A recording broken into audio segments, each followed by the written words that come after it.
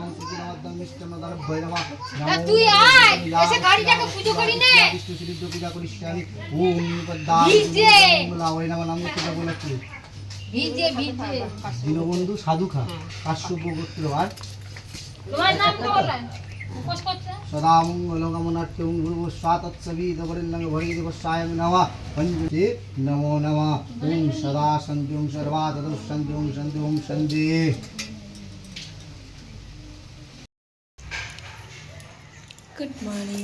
Good morning বলে দাও তো বাবা, গুড মর্নিং বলে দাও।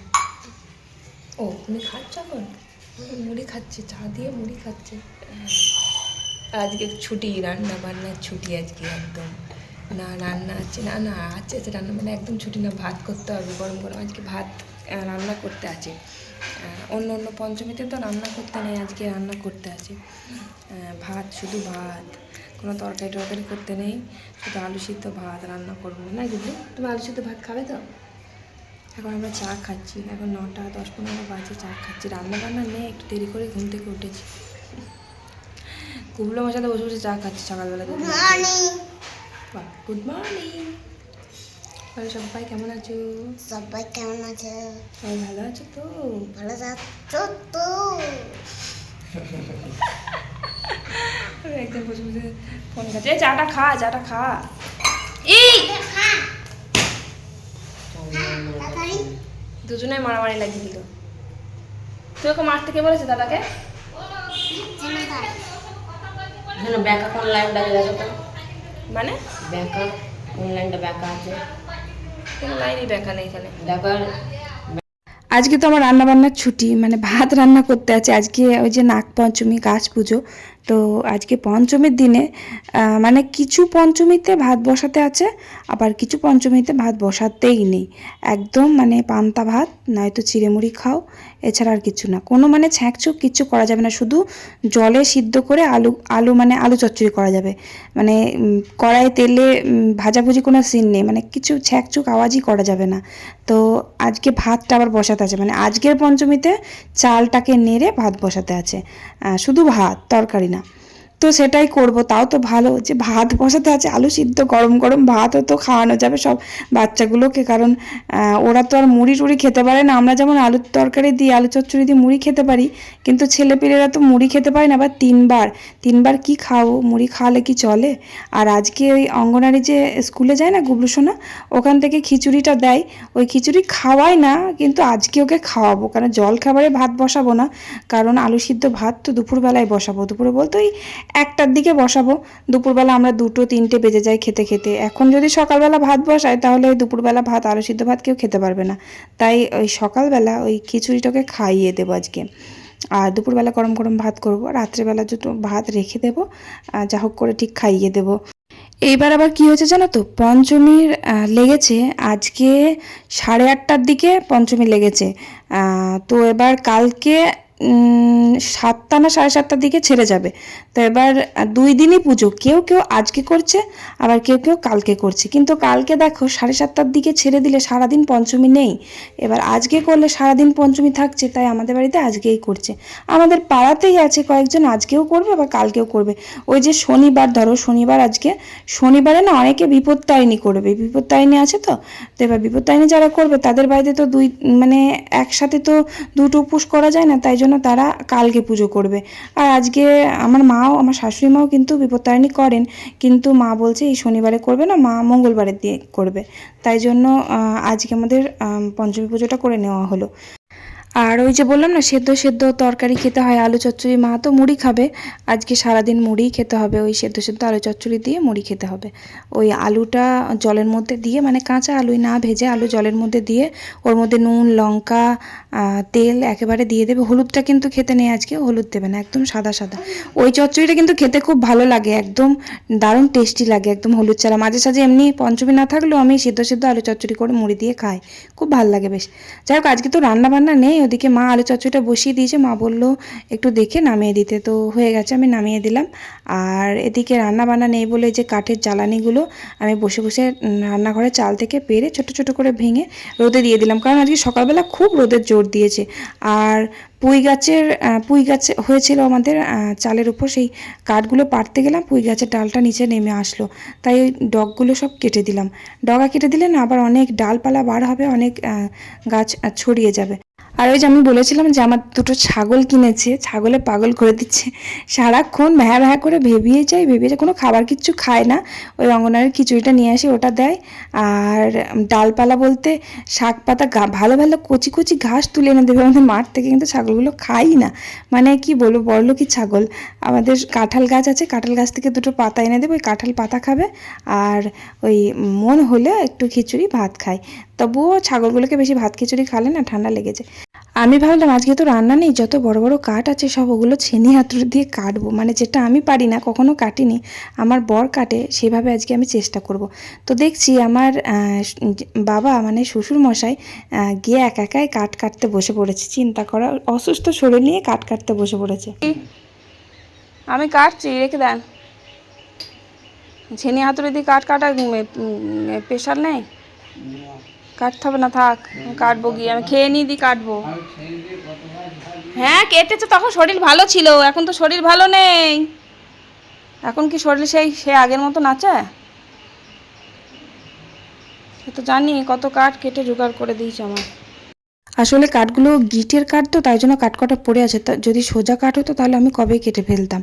আর কাঠগুলো অনেকটা জল পেয়ে পচে যাচ্ছে, মানে নষ্ট হয়ে গেছে প্রায়, এক ঘা মারলে কেটে যাবে, কিন্তু কাঠগুলো মানে গিটের বলে আমি কাটতে পারিনি।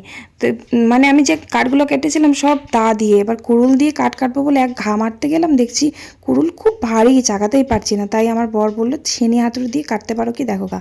তো ছেনি হাতুড়ি দিয়ে গেল, দিয়ে দেখছি আমার শ্বশুরমশাই ছেনি হাতুড়িগুলো নিয়ে বসে পড়েছে, বলছে আমি কি আগে কাঠ কাটিনি, আমি সব পারবো করতে। পারুক না পারুক বলবে যে আমি পারবো, মানে মনের জোর প্রচুর। কাঠ কাটতে বসেছে ঠিকই, কিন্তু কাঠ কাটতে পারছে না, আর পারবেও না, কতবার করে বারণ করলাম, শুনলই না। আবার বাবা আবার ওঠা বসা করতে অসুবিধা হয়, মানে পারেই না উঠতে বসতে, বসেছে আর উঠতে পারবে না, ধরে ধরে তোলাতে হবে, কি দরকার বলো, বললে কথাই শোনে না একদম। যাই হোক, বাবা কিন্তু আগে আমার প্রচুর কাঠ মানে জোগাড়জান্তি করে দিত, আমার রান্নাঘরে আমাকে কাঠের কথা ভাবতে হতো না, পাটকাঠি পর্যন্ত ভেঙে ছোট ছোট করে আমার রান্নাঘরে দিয়ে যেত, এমনকি ফেঁসোগুলোও বাদ দিয়ে দিত, একদম ছাড়িয়ে দিত, এত সুন্দর কাঠের মানে ছোট্ট ছোট করে আমাকে কাঠ কেটে জোগাড় করে দিত, রান্না করার মানে ভাবতেই হতো না আমাকে কাঠের কথা। যাই হোক, তো বাবা ওদিকে কাঠ ঠুকঠুক করে কাটছে, আর আমি বাবাকে বললাম আমি দুটো মুড়ি খেয়ে আসি, খেয়ে তারপরে আমি কাটতে বসবো, কারণ আজকে তো রান্না নেই, রান্নার চাপ নেই, তাই জন্য কাঠগুলো বসে বসে কাটবো। ওদিকে সব চাল থেকে কাঠ কটা পারলাম, কালকে পরশু রান্না হয়ে যাবে। তারপর আলু চচ্চড়ি দিয়ে দুটো মুড়ি খেলাম, আমি মুড়ি খেলাম, আর গুবলু সোনাকে আমার ননদ ভাত করে ওদের বাড়িতে, এই যে ননদের মেয়ের সাথে খেলা করছে, ননদের বাড়ি ভাত করতে আছে আজকে, মানে ওদের বাড়িতে রান্নাই করতে আছে, মাছ ভাত সব কিছুই করতে আছে, কিন্তু আমাদের বাড়িতে নেই। তো ননদ বললো যে খিচুড়িও খেতে চায় না, তাহলে তুমি দুটো ভাত নিয়ে যাও, দিয়ে খাইয়ে দাও গা।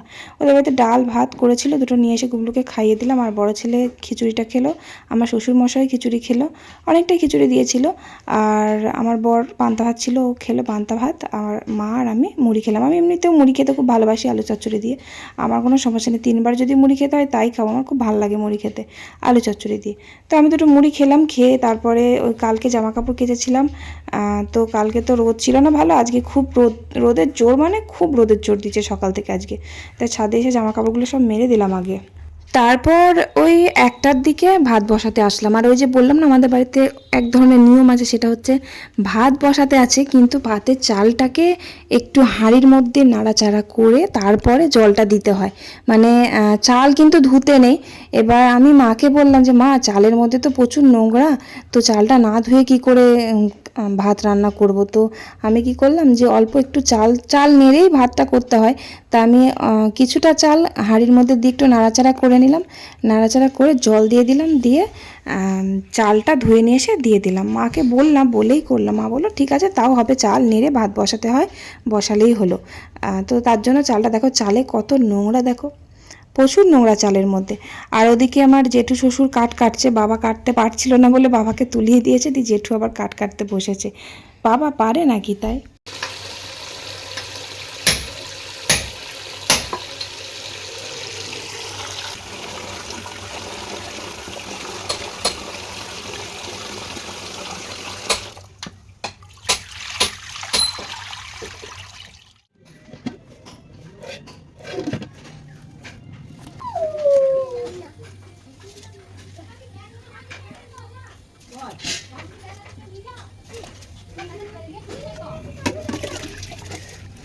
চালটা ধুয়ে নিয়ে এসে হাঁড়িতে দিয়ে দিলাম। আর আমি কিন্তু প্রথমে অল্প চাল হাঁড়িতে নেড়ে নিয়েছি, নেড়ে তারপরে কিন্তু জল দিয়েছি, তারপর কিন্তু চাল ধুয়ে এসে হাঁড়ির মধ্যে দিয়ে দিয়েছি। তারপর ভাত বসিয়ে দিলাম আর সিদ্ধ দিলাম, ওই যে আলু সিদ্ধ পটল সিদ্ধ দিলাম, পটলটা যেটু খাই তার জন্য যেটুর জন্য দিলাম। আর আমার বর বললো যে একটু আলু পোস্ত করবো, আমি আলু ভাতে খাবো না, তো আলু পোস্ত করব। ওই যে আলু পোস্ত উপরের গ্যাসে বসিয়ে দিলাম, নিচের গ্যাসেই বসাতাম, নিচের গ্যাসটা দেখছি লিক করেছে, মানে মেন যে পাইপটা ওই পাইপটা দেখছি খুলে যাচ্ছে, গ্যাসের খুব গন্ধ বেরোচ্ছে, আমার খুব ভয় লাগে গ্যাসটা বেরিয়ে যদি আগুন ধরে যায় বিপদের শেষ নেই। ওই জন্য আমি দেখছি উপরের গ্যাসে এসে বসিয়ে দিই। আর মা তো আলু পোস্ত খাবে না, তাই উপরে এনে বসিয়ে দিলাম। ওই তো আলুটা জলের মধ্যে দিয়ে দিলাম, তেল, তারপর নুন, কাঁচা লঙ্কা চিরা দিয়েছি। তারপর আলুটা সিদ্ধ হয়ে গেল, সিদ্ধ হয়ে যাওয়ার পর লাস্টে পোস্তটা বেটে এনে দিয়ে দিলাম। আর একটু ঝোলঝোলি করছি, তার কারণ গরম গরম ভাত দিয়ে ঝোলটাই মেখে খাবে, ডাল নেই তো ফ্যান দিয়ে ভাত খাবে না, ওই জন্য ঝোলঝোলি করলাম আলু পোস্তটা। ভাল লাগে এরকম, কিন্তু পোস্ত করলে ভাল লাগে। আর পোস্ততে দেখবি হলুদ না দিয়ে করলে পোস্তর অরিজিনাল স্বাদটা পাওয়া যায়, খুব টেস্টি হয়। যাই হোক, ভাত এদিকে আমার হয়ে গেছে, ভাতটা আমি এবার নামিয়ে দেবো।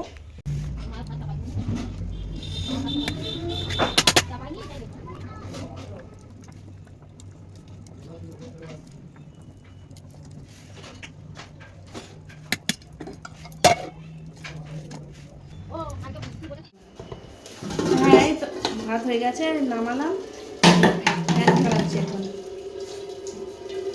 এই তোমার সকালে না ভিজে ভাত খেয়েছে, মুড়ি খেয়েছে, তারপরে এসে অঙ্গনারী খিচুড়ি দিয়েছিল, খিচুড়ি খেয়েছে, আলু চচ্চড়ি করেছিলাম। হ্যাঁ, পোস্ত না, মা মুড়ি খাবে। আর পোস্ত করলাম একটু।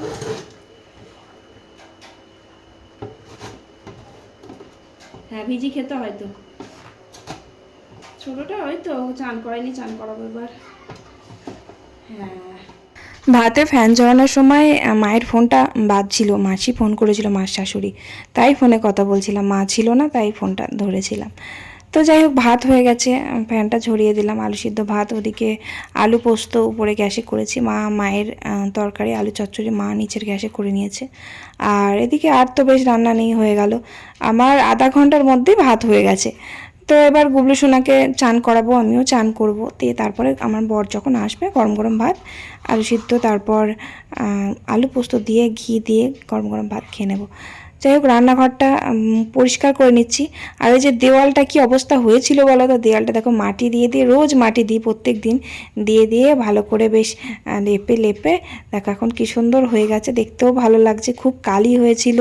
আবার যে সিমেন্ট বালিগুলো ওগুলো খুলে খুলে পড়ে যাচ্ছিল, ঝরে ঝরে তরকারির মধ্যে পড়তো, এখন দেখো মাটি দেওয়াতে দেখতেও ভালো লাগছে। তারপর ওই যে উঠোনে যত কাঠগুলো পেরেছিলাম না চাল থেকে, ওই কাঠগুলো সব রান্নাঘরে তুলে দিলাম, মেঘ করছে, আবার বৃষ্টি না শুরু হয়ে যায়, শুকনো কাঠ যদি ভিজে যায়, ওই জন্য সব কাঠগুলো তুলে দিয়ে উঠোনটা ভালো করে ঝাঁট দিয়ে তারপর উপরে চলে এলাম। উপরে এসে কুবলুকে চান করালাম, আমিও চান করলাম, তারপর ওকে ভাতটা খাইয়ে দিলাম।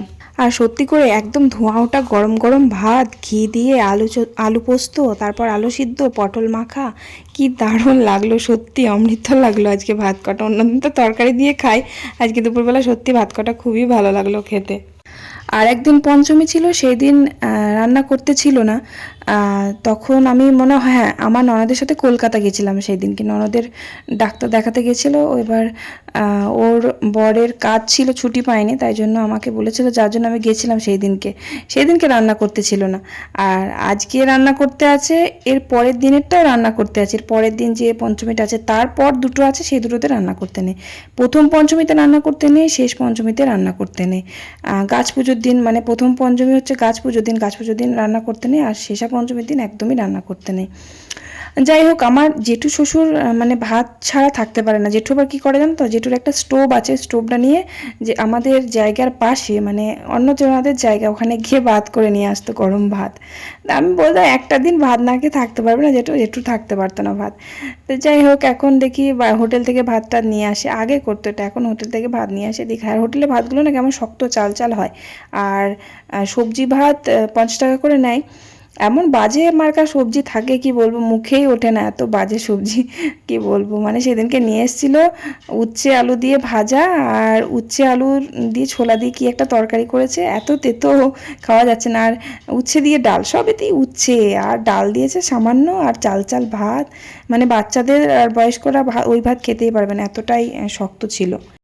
তো জামা কাপড় আজকে কটা জল কাচা করেছিলাম, আজকে তো পঞ্চমী, আজকে বাড়িতে পুজো থাকলে না সার্ফ দিয়ে জামা কাপড় কাচতে নেই, তো কটা জল কাচা করেছিলাম। সেই সব জামা কাপড়গুলো বেলার দিকে আবার মানে শেষের দিকে বৃষ্টি পড়ছিল, আর সকালবেলায় খুব রোদের জোর হয়েছিল, কিন্তু আজকে বলে পঞ্চমীর দিন প্রচুর বৃষ্টি হয়, কিন্তু সেইভাবে বৃষ্টি হয়নি, টিপটিপ করে বৃষ্টি পড়ছিল।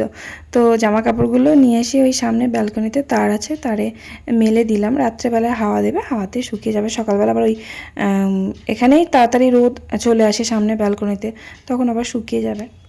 তারপর সন্ধে দিলাম, সন্ধে দিয়ে আমার ছেলে পড়তে গেল, তো ওকে আমি বলেছিলাম পড়তে, বাজারের দিকে পড়তে যাই, আমি বললাম রাত্রেবেলায় কি খাবি, পান্তা ভাত তো খেতে চায় না, তাহলে বাড়ি আসার সময় যদি পারিস চাউমিন কিনে নিয়ে আসবি, কারণ ওকে আজ অবধি কোনো দিন ও বাজার থেকে কিছু আনতে পাঠায়নি। এই যে একদিন সেই দিনকে মিষ্টি আনতে পাঠিয়েছিলাম বাজার থেকে, কিন্তু ওকে দিয়ে আমি পাঠানোর খুব লজ্জা, মানে দোকানে গিয়ে যে টাকা দিয়ে জিনিস কিনবে সেটা ও পারে না। তো আমি ভাবছিলাম যে হয়তো আনবে না, কিন্তু ও দেখছি না কিনে নিয়ে এসছে। রথের মেলা তো এক সপ্তাহ থাকে, ওখান থেকে জিলিপি আনতে বলেছিলাম, সেদিকে বৃষ্টির জন্য আমরা জিলিপি কিনতে পারিনি, তাই জন্য ওকে টাকা দিয়েছিলাম, বলেছিলাম 500 মতন জিলিপি নিয়ে আসবি আর 1.5 প্লেট চাউমিন নিয়ে আসবি। তো জিলিপিটা আনতে পারিনি, প্রচণ্ড জিলিপির দোকানে ভিড় ছিল, কিন্তু চাউমিনটা নিয়ে এসছে। তাও নিয়ে এসেছে, আমি তো ভাবিনি যে ও সত্যি সত্যি নিয়ে আসবে। যাই হোক, খুব খিদে পেয়েছিল, ওই চাউমিনটা একটু খেলাম। তো আজকে ব্লগটা রান্না বান্না ছাড়া কেমন লাগলো তোমাদের কমেন্ট করে অবশ্যই জানে। অনেকে বলবে অনেক বেশি করে বড় করে ব্লগ করবে, ছোট হয়ে যাচ্ছে, তো এর থেকে বড় করে ব্লগ করলে না কেউ আর দেখবে না, অনেকে ভালোবাসে, অনেকে ভালোবাসে না। যাই হোক, একটা লাইক করে দিও। চলো, টাটা, বাই বাই।